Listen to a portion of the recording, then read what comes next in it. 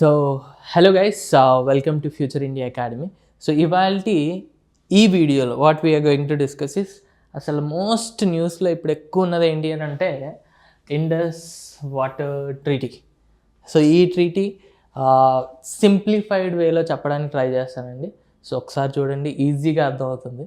Okay, so ఎందుకు ఈ contest అని అంటే రీసెంట్గా నాకు తెలిసి మీరు చూసే ఉంటారు, ఫాల్గమ్ అటాక్స్ తర్వాత ఇండియా ఏం చేసింది అని అంటే ఇండస్ వ్యాలీ ట్రీటీని సస్పెండ్ చేసింది సింపుల్గా. సో ఆ కాంటెక్స్ట్లో దీన్ని చదువుతున్నామండి. సో చూడండి, సో ఇండస్ వాటర్ ట్రీటీ, అసలు ఈ ట్రీటీ ఏంటి? సింపుల్గా చెప్పాలని అంటే వాటర్ షేరింగ్ ట్రీటీ అండి. Okay, so let's say this is India.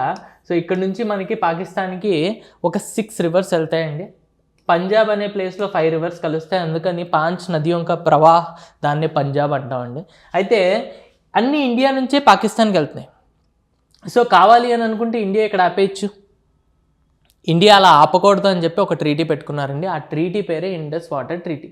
అయితే ఈ మొత్తానికి ఇక్కడ 6 rivers ఉంటాయండి. ఆ 6 riversని కలిపి ఇండస్ రివర్ సిస్టమ్ అంటాం.